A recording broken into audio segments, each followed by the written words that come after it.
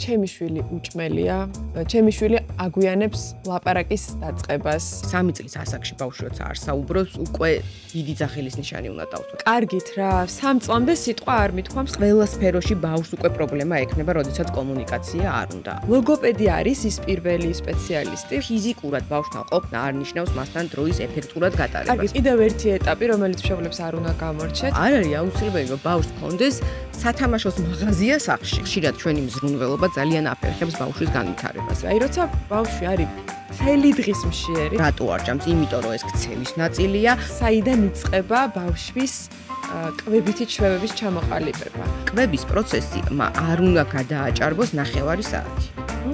ჩვენ გვინდა რომ ეს გასინჯოს. პირველი ხელმა უნდა აღიქვას, როდესაც საწოვარას ბავშვი დიდხანს იყენებს. მე რომ გვინდა რომ პირველ კლასელმა თასმა შეიკრას, ალბათ იქ უყრით საფუძველს.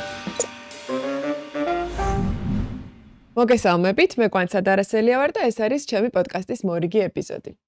დღეს ირგვლივ ძალიან ხშირად გაიგებთ ფრაზას ჩემი შვილი უჭმელია, არაფერს არ ჭამს, არ ვიცი რა გამომუმზადო, ან ჩემი შვილი აგვიანებს ლაპარაკის დაწყებას, არ ამბობს იმდენ სიტყვას. იმასაც ხშირად გაიგებთ, რომ ადრე არ იყო ამდენი საზრუნავი, არ იყო ამდენი პრობლემა, გავიზარდეთ ჩვეულებრივად, არც ფსიქოთერაპევტები დაგვჭირვებია და მოკლედ მოვედით აქამდე ძალიან ჯანსაღად და ჯანმრთელად.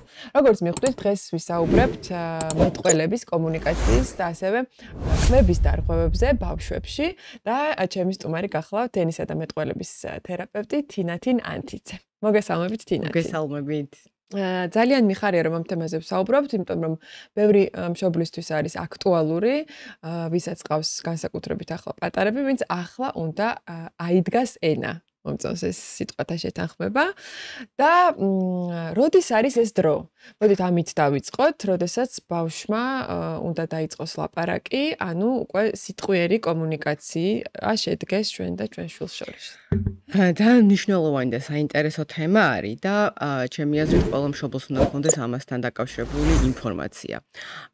ბავშვის საუბარი იმაზე გაცილებით ადრე იწყება, ვიდრე ჩვენ წარმოგვიდგენია. ეს არის მუცლად ყოფნის პერიოდშიც კი ბავშვი უკვე იწყებს იმ პატარა ნაბიჯებს, რომლებიც შემდგომ უკვე პირველ სიტყვებად უნდა გადაიქცეს. იქაც გამოთქვამს ბგერებს? არა, იქ ბგერების გამოთქმა არ არის, თუმცა ბგერების გამოთქმა არის ბოლო ეტაპი, ესე რა ვთქვა. ბგერების გამოთქვამდე სულ სხვა პროცესები მიმდინარეობს. ეს არის ბგერების აღქმა, მშობლიური ბგერების აღქმა. ანუ რო გავუყვეთ, ანუ ბავშვი რო იბადება, პირველ წლამდე აი ტიტინის პერიოდს რო ვეძახით ჩვენ ანუ ტიტინის პერიოდს რო ვეძახით, ამ პერიოდის განმავლობაში ბავშვი იყენებს ყველა ბგერას, აი ბგერებით თამაშის ეტაპი არის და ყველა ბგერას რაც კი მსოფლიოში არსებობს. აი ეს ფრანგული ბგერები, რაღაც სხვა ენებში და მხოლოდ შემდგომ რაღაც ეტაპზე უკვე იტოვებს იმ ბგერებს, რომლებიც მას ყველაზე ხშირად ესმის, ანუ მის მშობლიურ ენაში არსებულ ბგერებს და უკვე აგრძელებს ამ ბგერებით თამაშს. ეს არის პირველი სიტყვების აუცილებელი წინაპირობა, იმიტომ რომ ამის გარეშე ფაქტიურად პირველ სიტყვებს ვერ დაიწყებს. და მშობელი როგორ ხვდება, რომ ეს ის ბგერებია, რომელიც არის წინაპირობა სიტყვების. მე მგონია რომ ეს არის აღუ, ეგრეთ წოდებული? კი, აღუც წინაპირობა არის, რეალურად იგივე აღუ ეტაპს, რასაც ვეძახით, რომ ეხა აღუ თქვა და მშობლებს ხანდახან უჭირთ ხოლმე ამის გაგება, ანუ ეს პერიოდი როგორი არის, ან როგორ მიმდინარეობს. აი მაგალითისთვის ხშირად გგონია ხოლმე, რომ ბავშვი პირველად დედას ან მამას რო იტყვის, აი პირველ დედას და მამას, ეს ნამდვილი დედა და მამა არის და რეალურად სამწუხაროდ ესე არ არის. ეს არის ბგერებით, კი, ეს არის ბგერებით თამაშის პერიოდი უბრალოდ. უკვე ნელ-ნელა 1 წელს ბავშვი რო უახლოვდება და როგორც აღნიშნე, უკვე იტოვებს იმ ბგერებს, რომლებიც მას უკვე მშობლიურ ენაში ხვდება, ყველაზე ხშირად ესმის და უკვე აქედან ნელ-ნელა ცდილობს, რომ სიტყვებს მიამსგავსოს და ნელ-ნელა დაიწყოს პირველი წლიდან უკვე. 1 წლის ასაკში. კი, ხშირად ესეთ შეკითხვასაც ვსვავთ ხოლმე, რომ რამდენადაც მრავალფეროვანი იქნება ტიტინის პერიოდი, უფრო ადრეულად დაიწყება პირველი სიტყვები. აი მაგალითად, თუ ყველა ბგერას იყენებს ქართულში არსებულს ბავშვი, იმის შანსი, რომ პირველი სიტყვები გაცილებით ადრე თქვას, მით უფრო უკეთესი არის. თუმცა აქ არის კიდე ერთი რაღაც გასათვალისწინებელი, რომ ეს არის პირველი პროდუქტი, რასაც ჩვენ უყურებთ, მაგრამ ამ პროდუქტის უკან იმალება გაგების უნარიც. რომ თუ ბავშვს არ შეუძლია რაღაცები გაიგოს სწორედ, და აქ სირთულე მინიმალური ამაში, მაშინ ამან შეიძლება შეაფერხოს ამ პირველი სიტყვების გამოთქმის პერიოდი. აი მაგალითად, აი ყველაზე მარტივი, აი თამაშის დროს თუნდაც რომ ვეუბნებით, რომ სად არის ბურთი, სად არის თოჯინა, სად არის მანქანა, ხო? წლამდე არა, წლის მერე უკვე წლიდან 2 წლამდე. აი უკვე როდესაც აქტიური ხდება, თამაშიც აქტიური ხდება ბავშვის ცხოვრებაში, აი ყოველდღიური საგნები უფრო და უფრო მრავალფეროვდება, ხო? თავიდან რა თქმა უნდა მისთვის ხშირად გამოყენებადი საგნები უფრო ცოტა არის და მე ნელ-ნელა იზრდება. თუ მსგავსად შეიძლება ბავშვს გაუჭირდეს რაღაცეების გაგება ან თუნდაც სახელზე რეაგირება. ისეც ერთ-ერთი ნაწილია, რომ შეიძლება კითხვის ნიშანი დავსვათ ხოლმე, რომ აი რატო და ამან გავლენა შეიძლება იქონიოს თამაშის პროცესზე. აი რომ თამაშობთ და თამაში ხო ინსტრუქციებით არის და კომუნიკაციური პროცესია. მომაწოდე ბურთი მაგალითად. თუ ამ ინსტრუქციას ვერ იგებს და ვერ ასრულებს 1-დან 2 წლამდე ბავშვი, ესე იგი შესაძლოა იყოს გარკვეული დაკვირვების საფუძველი, ხო? კი, აუცილებლად და ესეთი ინსტრუქციები შეიძლება რამდენიმე იყოს, არ არის აუცილებელი, რომ არაფერი არ ესმოდეს ბავშვს. რაღაცეები შეიძლება ესმოდეს, რაღაცეები შეიძლება არ ესმოდეს. რა თქმა უნდა, იმ საგნებზე უნდა იყოს ორიენტირებული, ანუ თქვა დაკვირვება იმაზე უნდა მოვახდინოთ, რაც მას ყოველდღიურობაში ხდება და არა პირობითად წლიდან 2 წლამდე რაღაცა რადიკალურად განსხვავებული სიტყვების შემოტანა. და მაინც რამდენად არის ინდივიდუალური ის თუ როდის დაიწყებს ბავშვი საუბარს, მეტყველებას. თქვათ რომ გადავდოთ გვერდით სხვა დანარჩენი დარღვევები, რაც შეიძლება იწვევდეს დაგვიანებას. ის ანუ ვთქვათ, კვლევებიც და საერთაშორისო ლიტერატურაც და გაიდლაინებიც ყოველთვის ამასე უსვევს ხაზს, რომ ენობრივი განვითარება არ არის მკაცრ ჩარჩოში ჩასმული. პლუს მინუს 6 თვე ყოველთვის არის ის რაღაცა ლავირების საშუალება, როდესაც ვაკვირდებით ბავშვს, რომ შესაძლებელია 1 თვე გავიდეს და იმდენად რადიკალურად უცებ წამოიღოს სიტყვები, იმიტომ რომ 18 თვის ასაკში ბავშვს ეწყება ეგრეთ წოდებული ლექსიკური აფეთქების პერიოდი, როცა ძალიან ბევრი სიტყვა ერთდროულად მოდის და ამას აქვს ძალიან დიდი მნიშვნელობა. აი ამ პერიოდს. 6 თვე, ანუ ნებისმიერი ასაკი რო ავიღოთ, 1 წელი იქნება, 2 წელი იქნება, 3 იქნება, ხო? პლუს მინუს 6 თვე ყოველთვის იმდენად ინდივიდუალური არის, რომ შეიძლება ვიღაცამ ადრე დაიწყოს, შეიძლება ვიღაცამ გვიან დაიწყოს. კარგი, აი თქვენც ხო გსმენიათ, კარგით რა, 3 წლამდე სიტყვა არ მithქვამს და აგერ მშვენივრად ვსაუბრობ, ლაპარაკობ და მშვენივრად გავიზარდე. კი, ძალიან ხშირი არის, ძალიან ხშირი, ესე ვთქვათ, გამართლების საშუალება არის ხოლმე, როდესაც სირთულეზე მივდივართ, თუმცა ის ეპოქა გაცილებით სხვანაირი იყო, ვიდრე დღევანდელი, იმიტომ რომ დღეს გაცილებით სხვა რაღაცები გვხდება გარემოში, რომელიც უფრო მეტად ხელს უშლის ბავშვს განვითარების ნაწილში. იგივე შეიძლება იყოს გაჯეტებზე მიჯაჭვულობა. აი, გადავდოთ გარემო ცოტა ხანი გვერდით და ბავშვზე რო ვიყოთ ორიენტირებულები, შესაძლოა კი არ არის, იმ ჩვენ იმას არ ვამბობთ, რომ 3 წლის ბავშვი რო არაფერს არ ლაპარაკობს, უკვე დღეს აპრიორი ძალიან დიდი პრობლემა არის. 3 წლის ასაკში ბავშვი როცა არ საუბრობს, უკვე დიდი ძახილის ნიშანი უნდა დავსვათ რაღაცაზე და უნდა ვნახოთ რა ხდება იქ. შესაძლოა, რა თქმა უნდა, დრო გავიდეს და ბავშვი დაეწიოს, თუმცა ნახეთ, განვითარების ასაკი, როდესაც ჩამორჩება თუნდაც 1 წელი, თუნდაც 2 წელი, ხო? რაც უფრო მეტად იზრდება ბავშვი, ეს ჩამორჩენა უფრო და უფრო იზრდება რეალურად. ღრმავდება და შეიძლება 3 წლის ასაკში ის რაღაც კონკრეტული სიტყვები, რაც მოეთხოვება, არ იცის, მაგრამ 4 წლის ასაკში უკვე ბევრი გახდება ეს სიტყვა და უფრო რთული არის ხოლმე, იმიტომ რომ ყველაზე კრიტიკული პერიოდი ბავშვის ენობრივი განვითარებაში არის პირველი 5-6 წელი, როდესაც ბავშვები აი რაღაც ღრუბელივით ისრუტავენ ყველაფერს. ეს პერიოდი რომ თავდება, მეც მიდის განვითარება, მაგრამ ისეთი ინტენსივობით აღარ, როგორც იქამდე. ერთი ძალიან მნიშვნელოვანი რამ ამოვიკითხე და მინდა თქვენთან დავაზუსტო, რამდენად შეიძლება ბავშვის მეტყველების შეფერხება გამოწვეული იყოს მაგალითად აი მშობლის უყურადღებობით. აი მაგალითად ძალიან დაკავებული მშობლები ხო ჩვენ ვიცით რომ ეს ხშირად ხდება. ანუ რაღაცნაირად სტრესი, რომელსაც ბავშვი იღებს ყოველდღიურად, ხო? ალბათ ეს ამ ასაკში ეს ერთ-ერთი ყველაზე დიდი სტრესია ბავშვისთვის, როდესაც არ აქვს დიდი ყურადღება მშობლისგან. ეს შეიძლება იყოს მიზეზი? რა თქმა უნდა, თუმცა ამაში ესე ვთქვათ, ვერ დავადანაშაულებთ მშობელს, იმიტომ რომ დღევანდელი რეალობიდან გამომდინარე სრულიად გასაგებია, რომ ბევრი რაღაცების პასუხისმგებლობა გვაქვს აღებული უფროსებს. თუმცა ამის გამოსწორება და სხვანაირად დატრიალება ძალიან კარგად შეიძლება, რომ შესაძლოა მე იმდენი დრო არ მქონდეს, რომ ჩემ შვილთან გავატარო, თუმცა ის დღის განმავლობაში 10 წუთი იქნება, 15, 1 საათი თუ რაღაც 2 საათი, რაც უფრო ეფექტურად გავატარებ მასთან ამ დროს, მით უფრო უკეთესი არის. არ არის აუცილებელი, რომ დილიდან საღამომდე შეიძლება ბავშვთან ვიყოთ, თუმცა აი ამ კომუნიკაციას აქვს ძალიან დიდი მნიშვნელობა. ერთი არის, რომ მშობელი ვერ ატარებს ბავშვთან დროს და მეორე არის, ვინ ატარებს ბავშვთან დროს. თუ ბავშვი, კი, და რამდენად ხარისხიანი არის ბავშვთან გატარებული დრო. ერთი არის, რომ შეიძლება მე ვიჯდე პატარა ბავშვთან და იმას თავისთვის ედოს წინ სათამაშოები მე ჩემთვის ან მე ტელეფონში ვიყო და პარალელურად საქმეებს ვაკეთებდე, ეს არ არის ეფექტური დრო. ანუ ფიზიკურად ბავშვთან ყოფნა არ ნიშნავს მასთან დროის ეფექტურად გატარებას. კარგით, რა არის დროის ეფექტური გატარება? უშუალოდ აი კომუნიკაციის უნარების დასწავლის თვალსაზრისით და მეტყველების თვალსაზრისით. აი მსმენია, რომ ძალიან ელაპარაკეთ, ეკონტაქტეთ და ისწავლის ლაპარაკს. ნუ ეს ერთი შეხედვით ძალიან მარტივი ლოგიკაა, ხო? მაგრამ რამდენად პრაქტიკაში მართლა ესეა? პრაქტიკაში ზუსტად ესე არის, ანუ მართლაც მარტივი ლოგიკა არის და მართლაც ადვილად გასაკეთებელი. არ არის ამაში არაფერი განსაკუთრებული. და რატო? ნახეთ, ჯერ იქიდან დავიწყებ, რატო არის კომუნიკაცია მნიშვნელოვანი. როდესაც ჩვენ ეს კომუნიკაციისთვის გვჭირდება ორი პიროვნება, ხო? მარტო კომუნიკაციას ვერავისთან ვერ დავამყარებთ. როდესაც ბავშვი რაღაცას ამბობს, უფროსი ან მშობელი მას უკავშირს უბრუნებს. ამითი ბავშვი ხვდება, რომ აი მე რაღაცა რო თქვი, უკავშირი დამიბრუნდა. ეს სწორედ გავაკეთე, რაღაცა არასწორად გავაკეთე. იქ ახალი სიტყვა გავიგე, ხა ამ სიტყვაზე რა პასუხი უნდა გავცე, ან როგორ უნდა გამოვიყენო, ან გავიმეორებ იმ სიტყვას, ან ახალ სიტყვას დავამატებ. აი ეს ჯაჭვი არის ყველაზე მნიშვნელოვანი და ეს ეხება ენის განვითარება. და აზროვნების განვითარება რა თქმა უნდა, ენის განვითარებას მე მოსდევს აზროვნების, იმპროვიზაციის, კოგნიტური განვითარება და ყველაფერი სხვა დანარჩენი. ენის განვითარების გარეშე რა თქმა უნდა სირთულე იქნება სხვა დანარჩენში, აუცილებლად. და ამიტომ აი ამ პროცესზე დევს ძალიან ბევრი რაღაცა. ეს ეხება მშობელსაც, თანატოლებსაც, ბებიებსაც, ბაბუებსაც, რომ ამ პროცესით ხდება ახალი სიტყვების დასწავლა, ახალი იდეების გაგება და რაც მთავარია, ჩემში რა იდეებიც დევს, ჩემში რა ემოციაც დევს, ამისი სხვისთვის გაზიარება.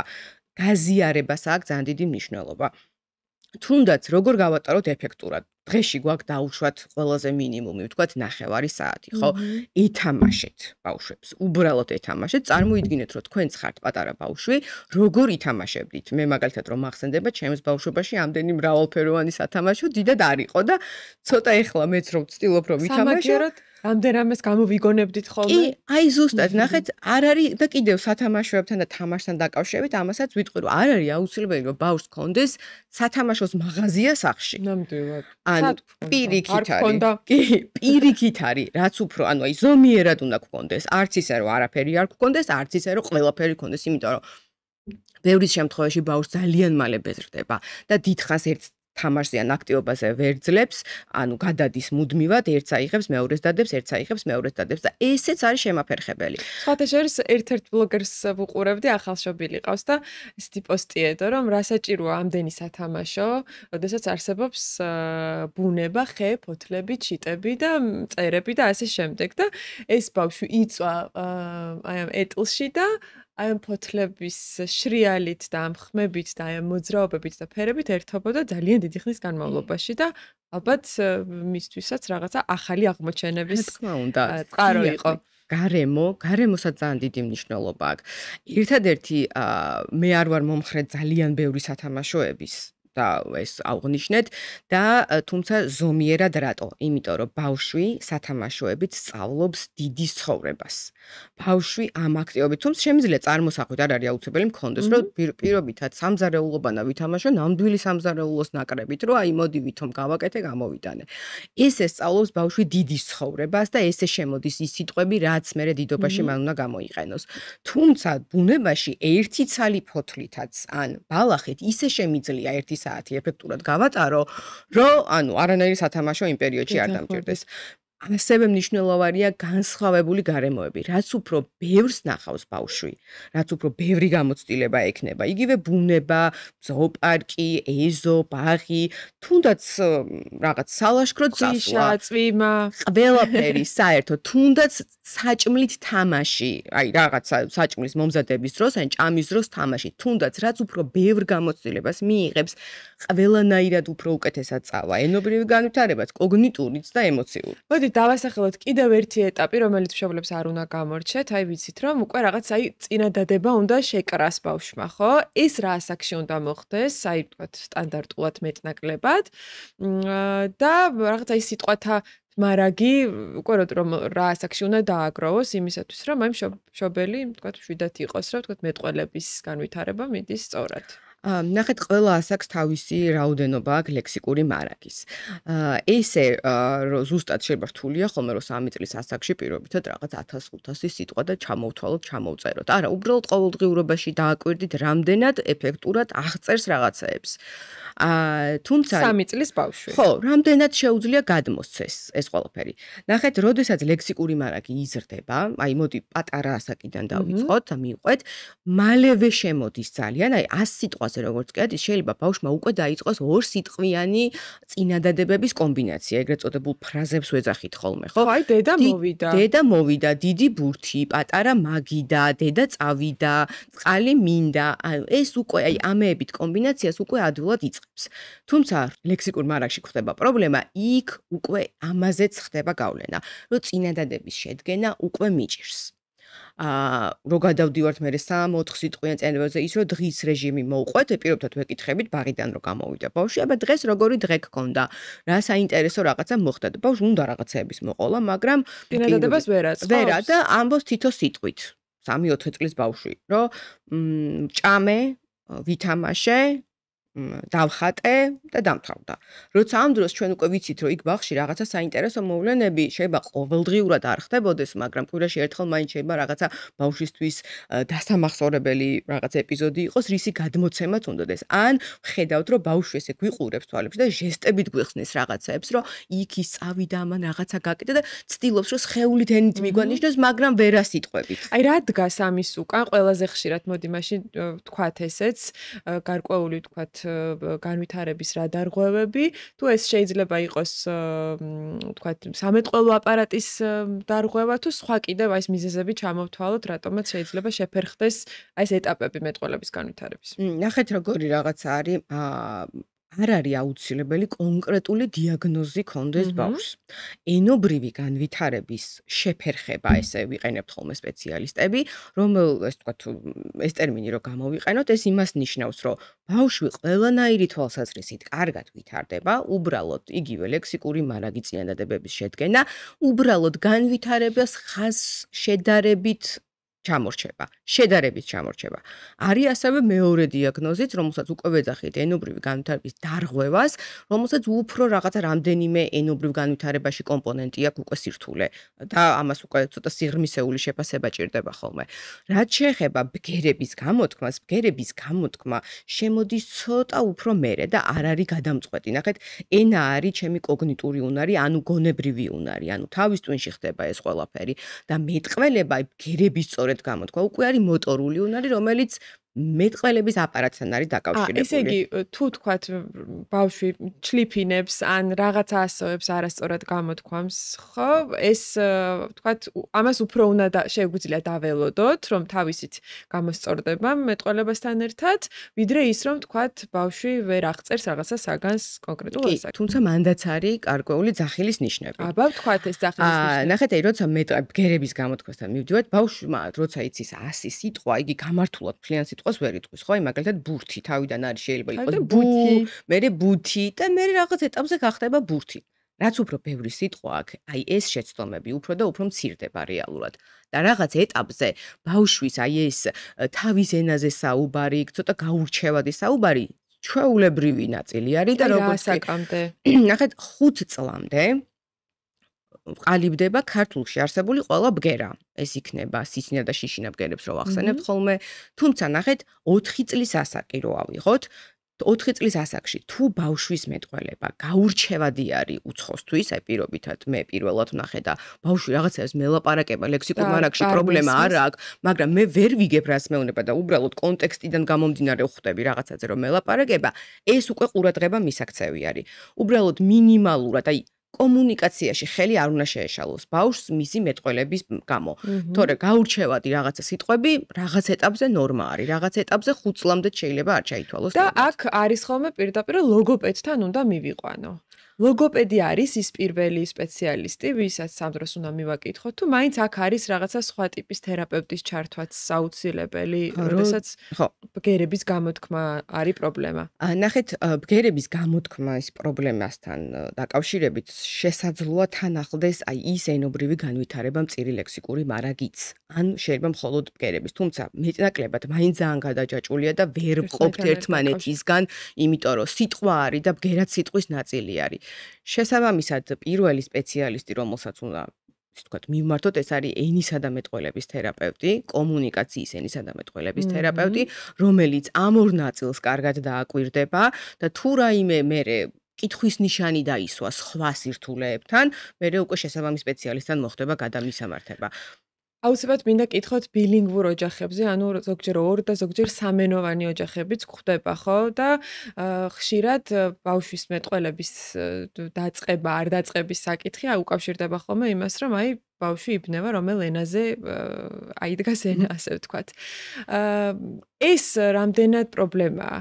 რამდენად მართალია, რომ ოჯახი უნდა ჩამოყალიბდეს ერთ ენაზე და იმ ენაზე ესაუბრონ ბავშვს და სამომავლო პერსპექტივაში, გრძელვადიან პერსპექტივაში თუ უქმნის ბავშვს რაღაცა აი მენობრივი განვითარების პრობლემებს?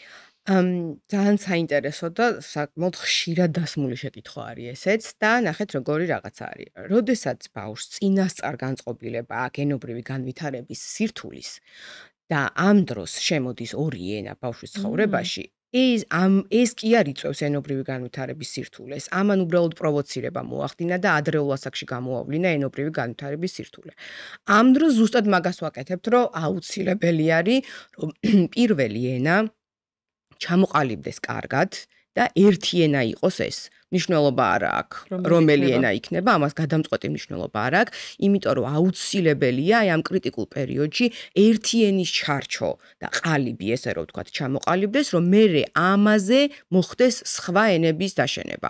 ეს იმას არ ნიშნავს, რომ მერე შეიძლება ბავშვმა სხვა უცხო ენა ვერ აითვისოს, ან პრობლემა შეიძლება შეექმნას. ხო, მაგრამ აი ეს ძალიან ცნობილი პრაქტიკა, რომ უცხოენოვან ძიძებს ქირავენ ხშირად, რომ აი იმ ენასაც ისწავლის, ამ ენასაც და ორი კურდღლის დაჭერის პრინციპი. ეს რეალურად ბავშვისთვის მართლა კარგია? ინდივიდუალური არის. ესე რომ ვთქვათ, ინდივიდუალურია. თუ პრობლემა შესაძლოა ამ ბავშვს ქონოდა ეს უცხო ენა, როგორც ვთქვი, რომ პრობლემას, ესე ვთქვათ, მაშინვე თვალნათელს გახდის, არის შემთხვევები, როდესაც ორივე პრაქტიკაში ბევრი შეგხვედრია ძალიან, რომ ორივე ენას პარალელურად ითვისებენ ბავშვები და არანაირი სირთულე არ აქვს.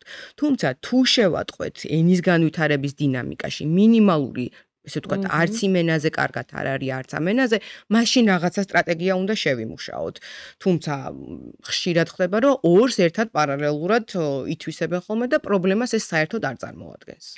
და მინდა კითხოთ რაღაცა ისეთი პრაქტიკული რჩევები, რაც შეგვიძლია მივცეთ მშობლებს, რომ თქვა სახლში გააკეთო, იმიტომ რომ ვიცი რომ რაღაცა მუსიკალური თუ რაღაცა ეს რითმული სავარჯიშოები ძალიან ეხმარება ხშირად, ზოგჯერ თქვა ბავშვებს შეუძლიათ იმღერონ, ბევრად უფრო გამართულად, ვიდრე იმეტყველონ.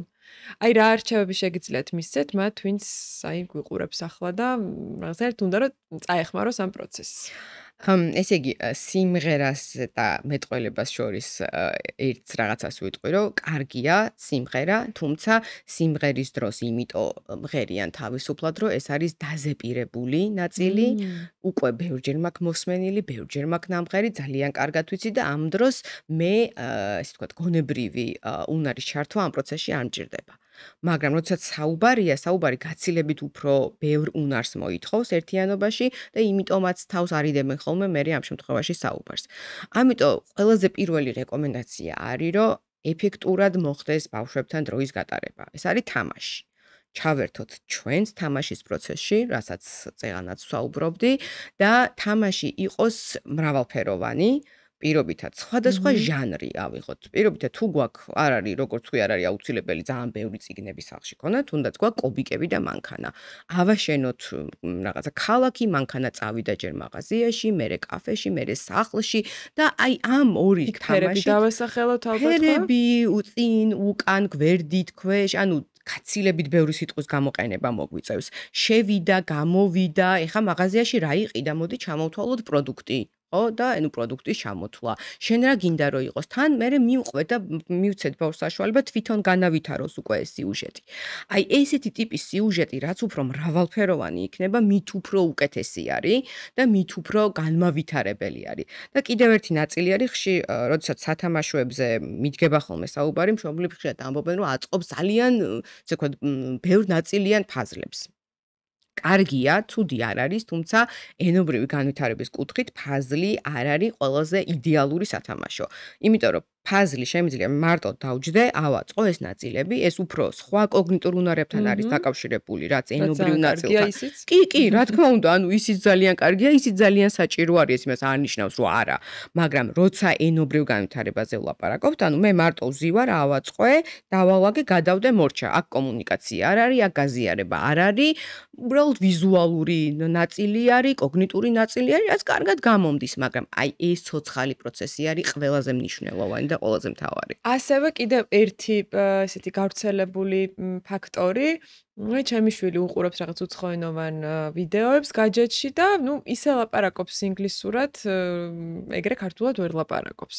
ანუ გაჯეტის, ასე ვთქვათ, კარგი და უარყოფითი მხარეები ენობრივი განვითარებაში როგორია? ასაკს გააჩნია. ავიღოთ 3 წლის ბავშვი. 3 წლის ბავშვი გაჯეტთან გატარებული ძირითადი დრო იმ ნაწილში თუ ავიღოთ რომ შეიძლება უცხოენა ისწავლოს კარგად, თუმცა ამ დროს აღმოჩნდება რომ ქართული ენა კარგად არ იცის და ეს ნორმალური ნამდვილად არ არის. ან ბავშვები რომლებიც ადრეულ ასაკში უცხოენას უფრო კარგად სწავლობენ ვიდრე მშობლიურს, იმიტომ რომ ძირითადი დრო ხო ქართულ ენაში მოსაუბრე ადამიანებთან გვიწევს რომ გავატაროთ.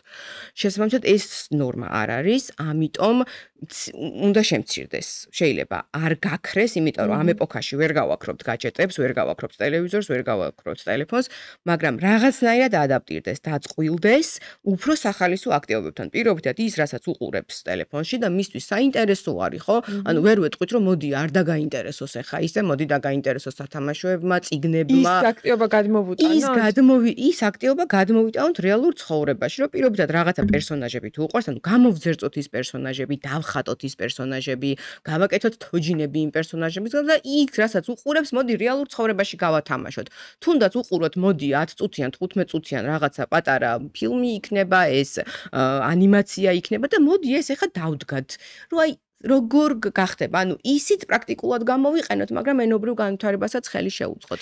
გასაგებია და მინდა კითხოთ, აი ყველა მშობელს გაუულია ეს ფიქრი ალბათ თავში, როდესაც მისი შვილი რაღაც განვითარების ეტაპებს გადის. აი არ ამბობს რაღაც სიტყვებს და ყველას აქვს ეს, რომ აი აუტისტური სპექტრი ხომ არ აქვს. და ეს რაღაცნაირად შიში, რომ აი განვითარების შეფერხება ამ მიმართულებით ხო არ არის.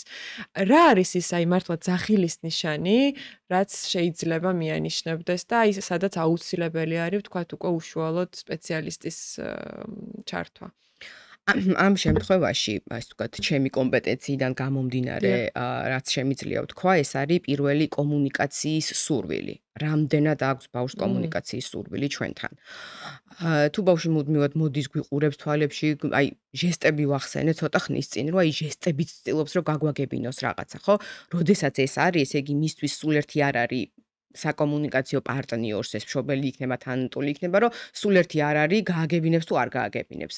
კომუნიკაცია არის პირველი ნაწილი, რომელსაც ყურადღება უნდა მივაქციოთ. თუ ბავშვი მუდმივად თავისთვის ის თავისთვის თამაშობს, თუმცა ხშირად ჩვეულებრივი ტიპური განვითარების ბავშვებსაც მოსწონთ მარტო თამაში, მაგრამ ეს იმდენად დომინანტი უნდა იყოს ეს სირთულე, რომ სხვა, ანუ ყველა სფეროში ბავშვს უკვე პრობლემა ექნება, როდესაც კომუნიკაცია არ უნდა. ამიტომ ენობრივი განვითარების კუთხით გამოვყოფდი აუცილებლად კომუნიკაცია. კომუნიკაციას, კომუნიკაციის არსურვილი, აი ესე ვიტყოდი, ყველაზე ისე თქვათ, აი კონტაქტში არ შემოდის, აი ამას ამბობ ხოლმე, აი ეს ხო? კი, ნახეთ, თუმცა სხვა შემთხვევაშიც შეიძლება ბავშვი კომუნიკაციაში არ შემოვიდეს, მაგალითად, როდესაც გართული არის რაღაცა თამაშით და იმდენად იმაზე არის კონცენტრირებული და ხანდახან უფროსებიც ეგრე ვაკეთებთ, ხო? აი რაღაცაზე, ხო, აი რაღაცაზე იმდენად ჩართული ვარ იმ რაღაცაში, რომ აი რაღაცა მეზეხე ნუ არ მინდა და პასუხი ანუ სახელზე რეაგირება შეიძლება ამას აქში არ მქონდეს, მაგრამ ეს ხო ხშირად არ ხდება, შეიძლება ძალიან იშვიათად დაფიქსირდეს ესეთი მომენტი.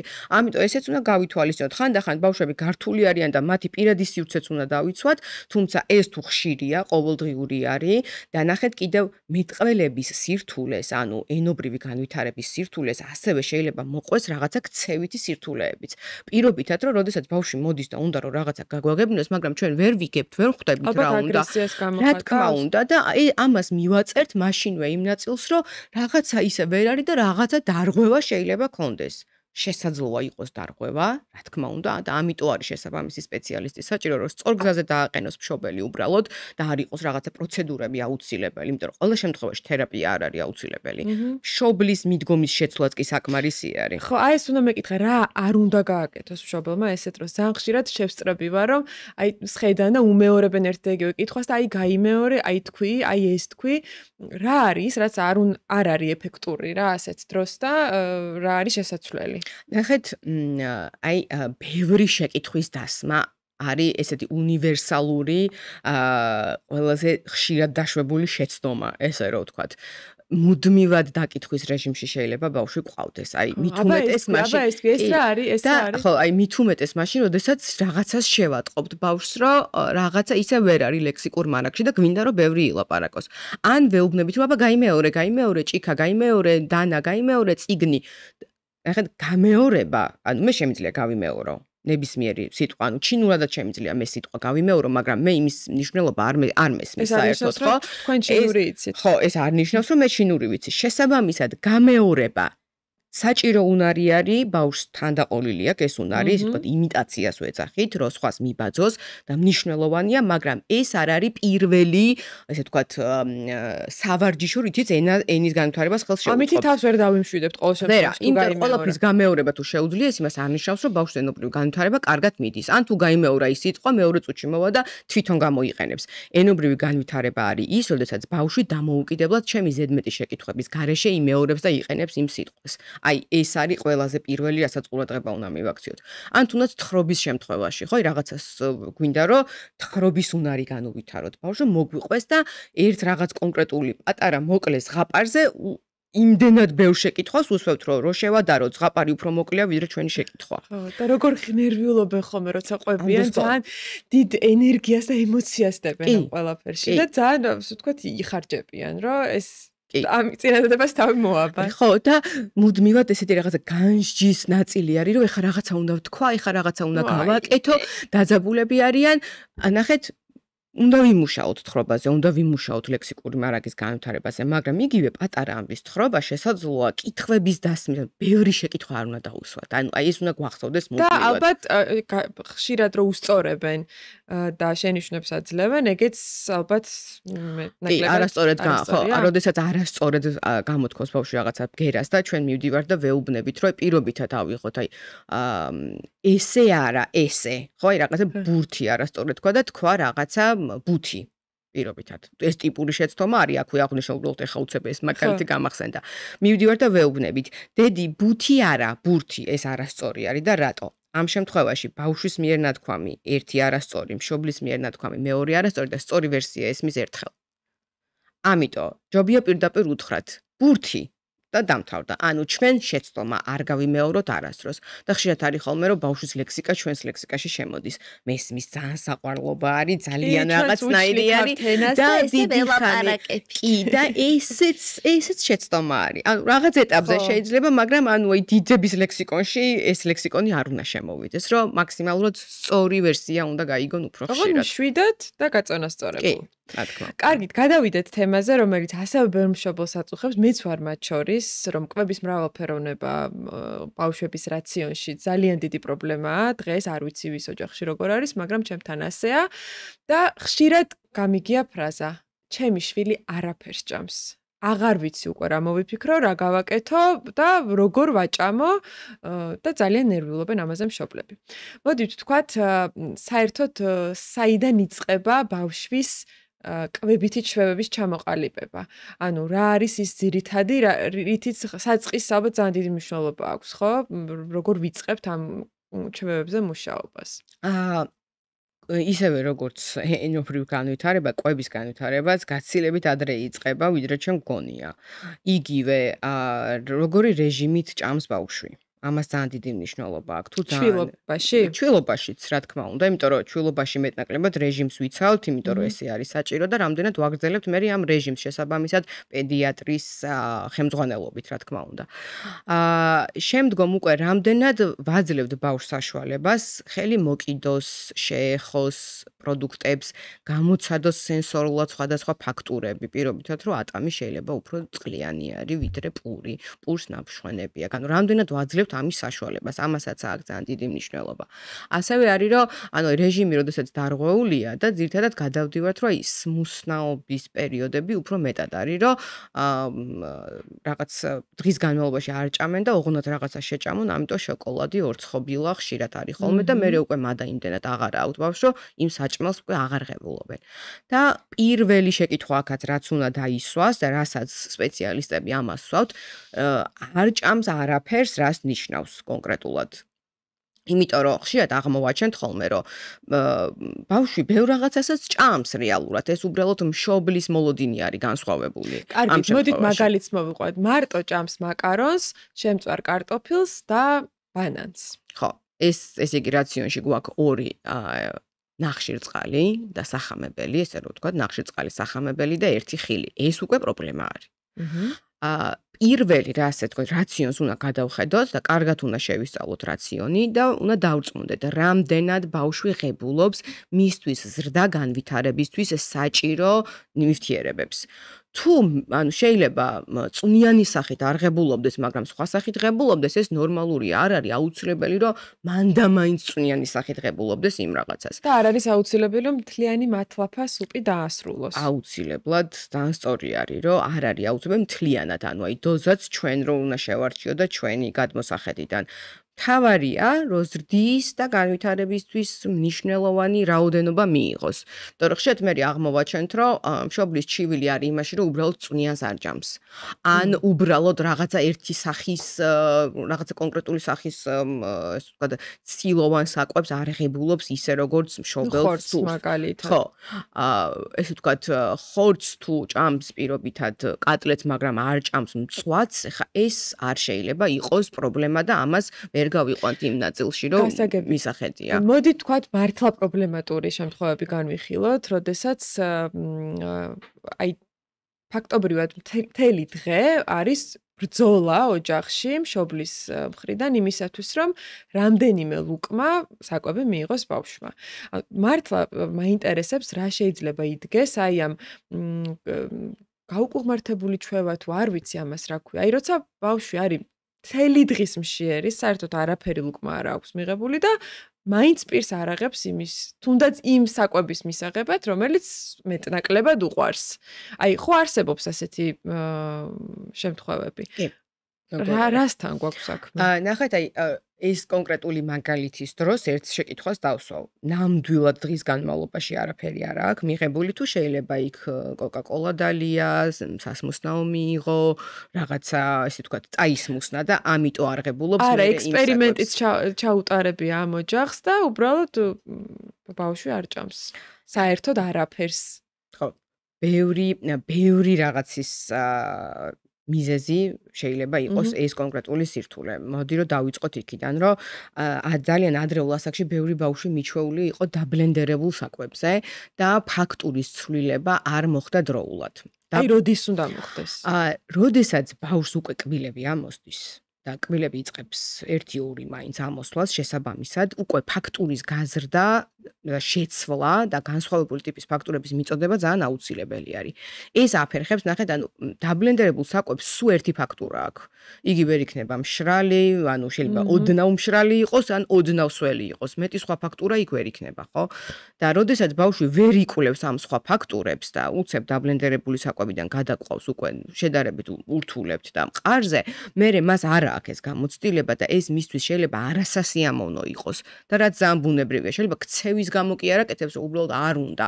თუმცა ესეთი შემთხვევაც არის, რომ უბრალოდ პროტესტს აცხადებს, უბრალოდ მიჩვეულია რაღაცაებს და ანუ ეს ამიტომ არის, რომ დღის რეჟიმი ძალიან სწორად უნდა იქნას გამოკვლეული სპეციალისტის მიერ, რომ კონკრეტულად მივიდეთ იქამდე, რომ რატო არ ჭამს, იმიტომ რომ ეს ქცევის ნაწილია, თუ იმიტომ რომ მას რეალურად პრობლემა აქვს, თუნდაც იგივე სენსორულ ნაწილთან, რომ შეიძლება მას რაღაცა კონკრეტული ფაქტურები არ სიამოვნებს და ამიტომ ამბობს უარს. აი ესეც განვიხილოთ ფაქტურები, როდესაც რაღაც კონკრეტული ფაქტურის საკვებზე აჩერებენ მხოლოდ არჩევანს და ვთქვათ სხვა ფაქტურის საჭმელს ეგრევე აკდებენ პირიდან.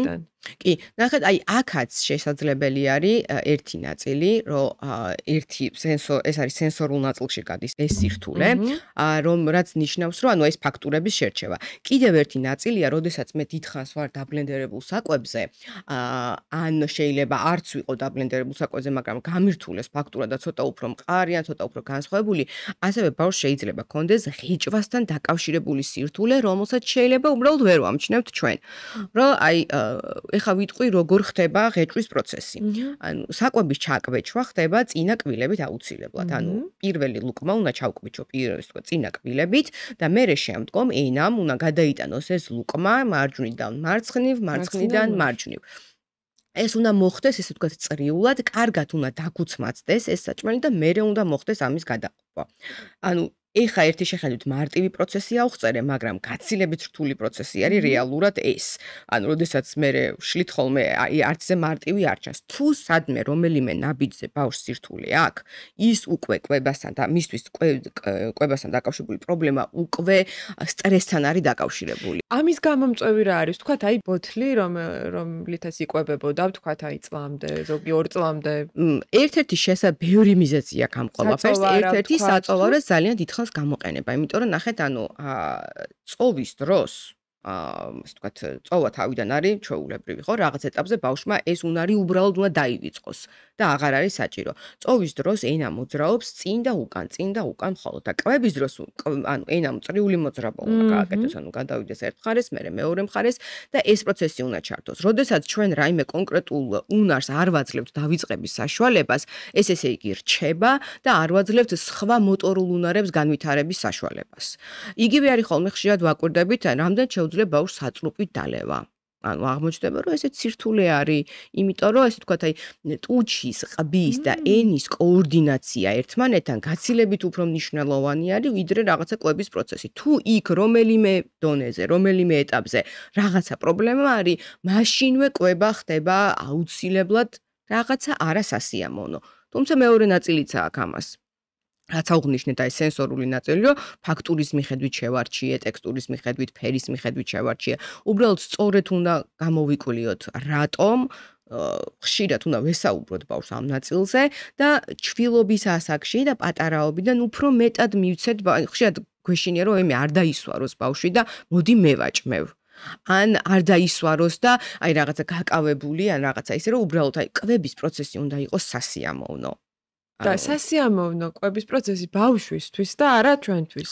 ხო, აუცილებლად. კი, როდესაც ჩვენთვის როგორი კვების პროცესია სასიამოვნო, როცა ბავშვის ის მშვიდად გვიყურებს და ყველა კვების მიწოდებაზე პირს აღებს, ხეჭავს და ყვაპავს და თან ასრულებს მთელ მათლაფა სუპს. მაგრამ ბავშვისთვის როდის არის კვების პროცესი სასიამოვნო? ნახეთ, იმიტომ რომ ესე გავაკეთებ, იმიტომ რომ სასიამოვნო გახდეს კვების პროცესი აუცილებელია მასთან შეთანხმებით მოხდეს ეს ყველაფერი. რომ პირობითად აი მოდი დღეს ავარჩიოთ საკვები რას შეჭამ, ანუ შენ თვითონვე აარჩიე. ულუფაც თვითონვე აარჩიოს რეალურად. დავუდოთ არჩევანი? თუნდაც თუ გვაქვს ამის საშუალება, მოდი მივცეთ ეს არჩევანი და ასევე კვების პროცესი არ უნდა გადააჭარბოს 9 საათი. ნახევარი საათი. ნახევარი საათს თუ ანუ კვების პროცესი იმდენად დიდხანს მიმდინარეობს, თუნდაც აი ღეჭვის პროცესი ხო, დიდხანს მიდის და შესაბამისად ეს დროც იზრდება, უკვე მაშინ არის ყურადღება მისაქცევი, რომ რატო შეიძლება ბავშვს დაჭირდეს 40 წუთიან 1 საათი კვების პროცესი. ესე იგი ისევ ვერ ამუშავებს. კიდევ აი ამ გადამუშავების ნაწილში ხშირად ესეთი რაღაცა გვხვდება, რომ ლუკმას ჩავიდებთ და ლუკმა სწორედ არ გუცმაცდება და აი ნახევრად გუცმაცდება და ყლაპავთ, რასაც მე შეიძლება სხვა ჯანმრთელობის სირთულეები გამოიწვიოს კუჭნაწლავთან მიმართებაში. ესეც არის, იმიტომ რომ ვერ ღეჭავს კარგად და იმიტომ რომ გადაუმუშავებელი საკვები გადადის ჩადის კუჭი. ამიტომ აი ღეჭვის პროცესს ამიტომ აქვს ძალიან დიდი მნიშვნელობა. რომ დავაკვირდეთ, მივაქციოთ ყურადღება. და ღეჭვის პროცესს და ამ უნარს ბავშვი სწავლობს მხოლოდ დროულად შეთავაზებული სხვადასხვა სტრუქტურის საკვებით? კი, აუცილებლად. ეს 6 თვიდან? კი, 6 თვიდან, 9 თვიდან უკვე აი სხვადასხვა ლიტერატურა სხვადასხვა ნაწილს გვეუბნება, თუმცა ამ შემთხვევაში პედიატრის რეკომენდაციებს ძალიან დიდი მნიშვნელობა აქვს, რომ აი პედიატრი როგორ რეკომენდაციას გვაძლევს ინდივიდუალურად გათვალისწინებულ შემთხვევებში, რომ რაც უფრო მალე გაურთულებთ ტექსტურას, რაც უფრო მალე გადავიყვანთ აი ამ ნაბიჯებს, ხო, თავიდანვე მყარსაკვებს ხო არ ვაძლევთ, რაც უფრო ეტაპობრივად ამ ეტაპებს კარგად დავიცავთ, მით უფრო უკეთესი იქნება და მით უფრო ნაკლები შანსი არის რაიმე სირთულის. და ასევე ერთ-ერთი ძალიან ისეთი ხშირად ისე თქვა დასმული ის არის, რომ აი დროები უნდა დავიცვათ, ინტერვალები იყოს მკაცრად დაცული. მოშივდეს ბავშვს, ანუ? კი. მოვაში. იგივე ხემსიც ხო, აი რაღაცა ტკბილეული 2 საათში ან 3 საათში ერთხელ. ანუ გავიდა, ეხა ხემსის დროა, გავიდა, ეხა კვების დრო არის. რომ აი ამ რეჟიმს და რუტინას თუ დავიცავთ, რა თქმა უნდა, ეს სირთულეებიც უფრო და უფრო ნაკლები შეიძლება რომ იყოს. მოტორულ სენსორულ შეგრძნებებს კიდევ ერთხელ მინდა მიუბრუნდე. ანუ სხვა ტიპის სენსორული შეგრძნებები პატარაობაში, რამდენად ასე ვთქვათ, უწყობს ხელს კვების ჩვევების ჩამოყალიბებას. აი მაგალითად აი ქვიშა იქნება ეს პლასტელინი, წყალში თამაში, თუ არ ვიცი, ეს რამდენად კავშირშია, რომ ვთქვათ თავის ტვინმა მერე ის ტექსტურებიც უკეთ აღიქვას. ანუ საკვებთან შეხებაც ვთქვათ, ახსენეთ. კი, ნახეთ, აი ზუსტად იმიტომ რომ საკვებთან შეხებასთან მიმართებაში, როდესაც ბავშვს უჭირს სენსორულად, ესე ვთქვათ, ვერ ღებულობს გარკვეული ფაქტურის სენსორულ საკვებს, ისე ვთქვათ, ჩაშლილად. ამ შემთხვევაში ძალიან კარგი სტრატეგია არის და ჩვენც ხშირად სპეციალისტები ამას ვიყენებთ, რომ ხელით მას მოვამზადებინოთ საკვები. ანუ გავათლევინოთ სისველე, სიმშრალე, რაღაც შეიძლება ფიგურები ითამაშონ საკვებით. საკვები პროდუქტებით შეიძლება კეჩუპი ჩავდოთ და გაუკეთოთ რაღაცეები და სისველე შეგხვდეს, შეიძლება რაღაცა ხაოიანი პირობთ კარტოფილს გარედან რაც შეიძლება ქონდეს ის არ სიამოვნებდეს. კივი, ბუსუსებიანი ატამი მსგავსად შეიძლება არ კიდევს, მაგრამ მოდი სახალის რომ გავხადოთ, მოდი ცხოველები გამოვჭრათ ხილის და ბოსტნეულისგან და რაღაც გავაკეთოთ ესენი, რაც სახალისო იქნება, ისე კი რომ დავსვათ და მოდი ხა ხელი მოკიდე აუცილებლად ამ ყველაფერს. არა, მათთვის ეს ძალიან სტრესული შეიძლება იყოს. ამიტომ ეტაპობრივად იზღებათ როგორც წესი ესე აკეთებენ. აუცილებლად და ეს ანუ რა თქმა უნდა მათთან შეთანხმებით, რომ მოდი უფრო საინტერესო ის რისი მოკიდე ხელის მოკიდებაც შეუძლია და ის რისი ხელის მოკიდებაც არ შეუძლია დავაწყვილოთ და ანუ კომბინაცია გავაკეთოთ, რომ მოდი აი ცოტა ერთი გავაკეთოთ ეს რაღაცა და მერე აღარ გინდა. იმიტომ რომ პირდაპირ, როდესაც ჩვენ აი ავიღოთ ატამი, რომელიც შეიძლება ცოტა სველია და ეს ფაქტურა ატამი დიდებისთვის ისეთი სტრესულია ზოგ შემთხვევაში. ხო, და დიდად შეიძლება ხილთან მიმართებაში, ანუ აქ არ დაგვავიწყოს ერთი რაღაცა, რომ ეს ტექნიკა გამოვიყენოთ მაშინ, როდესაც მე მინდა რომ მან და მაინც ატამი შეჭამოს, არა თუ ხილს ღებულობს, ეს პრობლემა არ არის. ოღონდ უბრალოდ სხვა სახით ღებულობს ხილს და ამიტომ უნდა გავეშვა და თავი დავანებოთ. მაგრამ თუ რაციონი არის შეზღუდული და უკვე ჯანმრთელობას ექმნება პრობლემა, მხოლოდ იმ შემთხვევაში უნდა მივმართოთ აი ამ რეკომენდაციებს. აი რაღაც უჭირს აი ხელის მოკიდება, ხო? და ჩვენ გვინდა რომ ეს გასინჯოს. პირველი ხელმა უნდა აღიქვას სენსორულად ეს ყველაფერი, რომ მეერე პირის მექანიზმამდე და პირის აპარატამდე მივიდეთ. იმიტომ რომ ხშირად არის ხოლმე, რომ აი არც ვეკითხებით, არც აფერი მიდი გასინჯე და კოლს ვაწოდით, რომ აი მიდი გასინჯე და ანუ სტრესია და ანუ დისკომფორტი არის მისთვის და პატივი უნდა ვცეთ, რომ პირველი შეხება თვითონ უნდა განახორციელოს იმ ახალ საკვებთან. ხელით შეხება, ხელით შესწავლა, აღმოჩენა, კვლევა ადრეული ასაკიდან ძალიან მნიშვნელოვანი არის. აი ხლა შეჭამე თორე პატრული მოვა და ყველას დაგვიჭერს. ანუ ცალსახად სტრესია. მუქარით შეიძლება რომ ჭამოს ბავშვმა? არა, ამით უფრო დიდ სტრესს ვაყენებთ. თუმცა მესმის, იმიტომ რომ ნერვიულობთ ხო ეს ხო ბავშვის ჯანმრთელობაზე. ეს მუქარა ხომ შობოს პირზე ადგება უკვე მრავალი საათი ტანჯვის მერე და მართლა რომ უკვე აღარ შეუძლია, აი მართლა ცხოვრება როა გამწარებული. ნახეთ, ერთი რაღაცა არის, როგორც აღვნიშნე, როგორ შეგვიძლია თავიდან ავიცილოთ ეს ნაწილი, რომ დავიცვათ ინტერვალები, კვების დროს ყველა ერთად ვისხდეთ და არ იყოს მარტო ცალკე რაღაც ბავშვი და მშობელი ერთიან, ვინც საკვებს აძლევს. პროცესი გახდეს ანუ ესე ვთქვათ, საინტერესო და სახალისო და ხშირად არის ხოლმე რომ ამ დროს იყენებენ გაჯეტებს, ტელეფონებს, ვიდეოებს და ამ დროს მივადექით ამ ძალიან მნიშვნელოვან ნაწილს, როდესაც არის შემთხვევები, რომ ეს ერთადერთი გამოსავალია, რომ ბავშვმა უბრალოდ საკვები მიიღოს, ალბათ ეს უკვე რაღაც შედეგია, ხო? უკვე დანერგილი, ანუ მიჩვეულია და უკვე დანერგილი პრაქტიკა არის. რა ხდება ამ დროს? აი როგორ აღიქვამს ბავშვი საკვებს მაგ დროს? ვერ ხდება ეს ამ პროცესის შესაბამისად გადამუშავება ბავშვის მხრიდან. დაკვირვება არ ხდება, შესწავლა არ ხდება. ესე ვთქვათ, ძალიან პასიურ მდგომარეობაში არის ამ დროს ბავშვი და ეს ხდება მექანიკური პროცესი, კვება. და კვება მარტო მექანიკური პროცესი არ არის რეალურად. სიახლეები არის, გადამუშავება არის, ინტერაქცია, კვების დროს კომუნიკაციასაც ძალიან დიდი მნიშვნელობა აქვს. რომ აი კვების დროს რამდენად აი ყველა ოჯახის წევრი ერთად მსხდებიან, მიირთმევენ, შეიძლება ისაუბრონ, შეიძლება არა. ანუ სასიამოვნო პროცესთან უნდა იყოს დაკავშირებული. როდესაც ჩვენ პირიქით მას ხვდით ძალიან პასიურს, ან პირიქით მუქარას ვიყენებთ, იმიტომ რომ რაღაცა მიირთვას, ეს უფრო მეტად ამძიმებს სიტუაციას და უფრო მეტად უჩნდება ბავშვს უარყოფითი დამოკიდებულება კვების პროცესზე.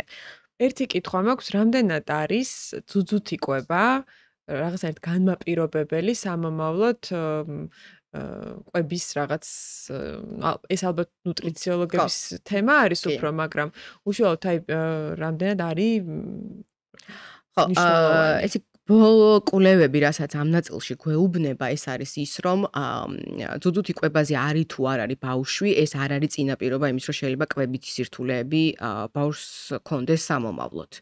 თუმცა, რო შევადაროთ ბოთლით კვება და ძუძუთი კვებას გაცილებით უფრო მეტი მოტორული უნარი ჭირდება ბავშვის მხრიდან და უფრო ძლიერად ყალიბდება ეს მოტორული უნარები ძუძუთი კვების დროს, ვიდრე ბოთლით. ეს განსხვავება მხოლოდ ამაში არის, რომ ესე ვთქვათ, პირის აპარატის ორალურ მოტორული უნარის განვითარება უფრო ჩქარდება ძუძუთი კვების დროს, იმიტომ რომ უფრო მეტი ინტენსივობა მჭირდება, უფრო მეტი ძლიერი ძალისხმევა მჭირდება, ვიდრე ბოთლითი კვების დროს. თუმცა კვებითი სირთულეების განმაპირობები და წინაპირობა ეს კვლევებმა დაადასტურა, რომ არ იქნება.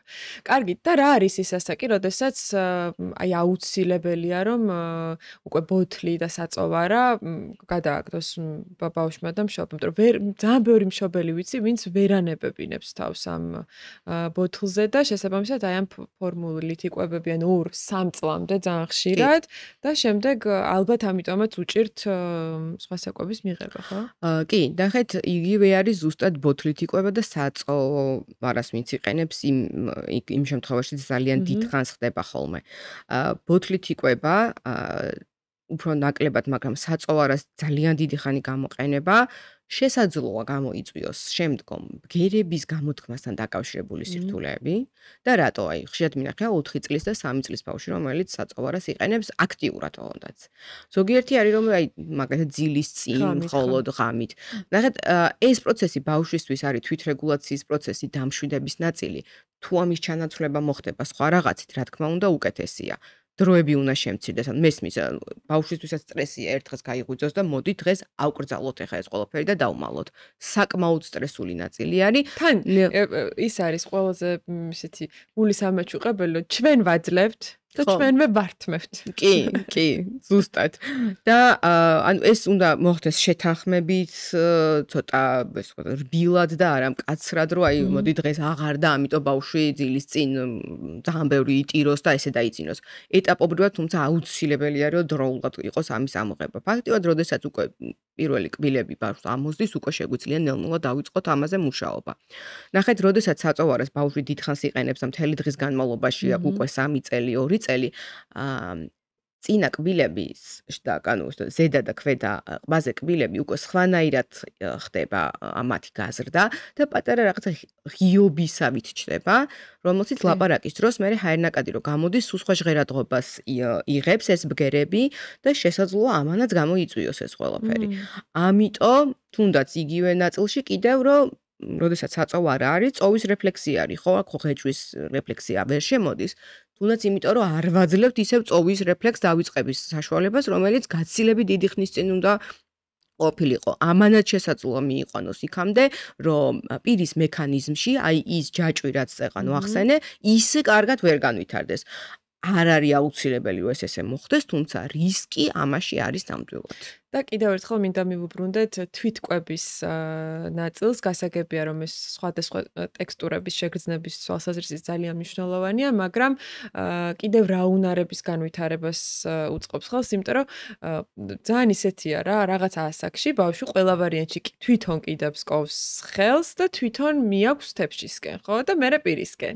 ანუ ეს რაღაცნაირად ბუნებრივად ხდება და რა ასაკში უნდა კონდეს ეს უნარი ბავშვს პირველ რიგში და რა შემდეგ რას ანვითარებს, რომ მივცეთ ეს საშუალება და თვითონ ხშირად არ ვაძლევთ ხოლმე, რომ დაგეღრება და მოდი მე გავაკეთებ და ვცდილობთ, რომ რაღაცეები თავიდან აუვიდოთ და გაუადვილოთ და ამ დროს დათვური სამსახური. კი, ნამდვილად. ამ დროს წარმოიდგინეთ არის რომ ვაფერხებთ მის განვითარებას. ანუ ჩვენ კი ჩვენი მზრუნველობით, ანუ ხშირად ჩვენი მზრუნველობა ძალიან აფერხებს ბავშვის განვითარებას რეალურად და იმაზე მეტ რაღაცა ზიანს უფრო ვაყენებთ, ვიდრე ის რომ ჩვენ ახლა კარგი რაღაცა გავუკეთოთ მას. ნახეთ, თვითკვება უკვე 2 წლის ასაკში ნელ-ნელა უკვე უნდა ჩამოყალიბდეს, იმიტომ რომ გარდა იმისა, რომ საკვები მივიღოთ და ეს პროცესი უნდა იყოს, არის კოორდინაციის ნაწილი, რომ ანუ ავიღე, მივიტანე, პირდან კოორდინაცია ყალიბდება ამ შემთხვევაში. ასევე დადებითი დამოკიდებულება, ის რომ რაღაცას მე დამოუკიდებლად ვაკეთებ და ეს რაღაცა კარგი პროცესი არის, ხო? ამ დროს უფრო მეტი ყურადღებით არის, ანუ საკვებისთან დაკვირვება, პროცესი და ლუკმის მოზომვა. ნუ უცებ შეიძლება ბავშვმა ძალიან დიდი ლუკმა აიღოს, ხო? და ჩვენ მე არა, იმიტომ რომ ვერ ზემავს ლუკმას და არ გადაცდეს, არა უშავს.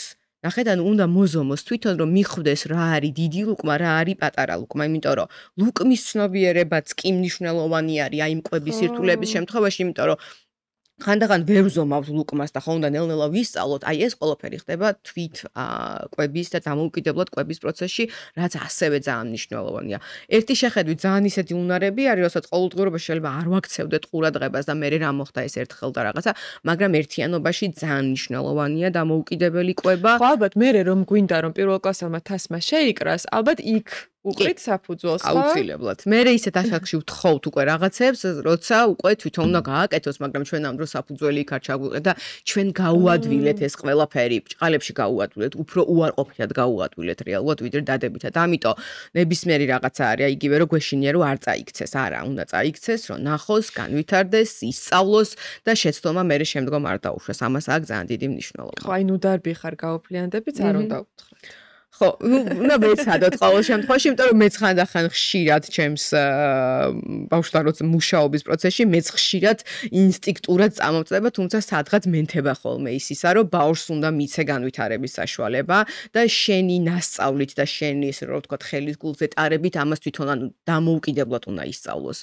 ესე ვთქვათ, ვიღაცის გადმოცემით ნასწავლობა, თქოს, სწავლა არ ხდება, ამიტომ გამოცდილება მეტი. და ბოლოს მინდა კითხოთ, რადგან დღეს ასეთი აქტუალურია კვებითი დარღვევები მოზარდებშიც, რამდენად აქვს კავშირი კვებით ჩვევებთან, თუ თქვათ აი ამ ფსიქოლოგიურ ფაქტორებთან პატარაობაში, შემდეგ განვითარებულ აი ამ კვებით დარღვევებს, რომელიც რაღაც მერე ძალიან სერიოზულ ფსიქოლოგიურ თუ ფსიქიატრიულ პრობლემებში შეიძლება გადაიზარდოს. აა კავშირი? არა, ამ ორ შორის ერთმანეთს დიდად არ აქვს კავშირი, იმიტომ რომ ჩვენ მაინც ვლაპარაკობთ იმ სირთულეებზე, რომლებიც ფიზიკური, სენსორული, ასე ვთქვათ, გამოცდილებების ნაკლებობა არის და ამიტომ, როდესაც ის ნაწილი უკვე შეიძლება ფსიქიატრიული კომპონენტი იყოს და ეს სხვა ნაწილი იყოს. ამიტომ ორი სხვადასხვა სირთულე არის ეს ყველაფერი, რაზეც დღეს ვისაუბრეთ. ის არის კვებითი სირთულე, რომელიც არსებული რაღაცა კონკრეტული მოტორული იქნება, სენსორული იქნება, ამ სირთულით გამოწვეული არის და ის უფრო ფსიქოლოგიური. რა თქმა უნდა, აქაც არის ფსიქოლოგია ჩართული, იმიტომ რომ დადებითი განწყობა გავაკეთოთ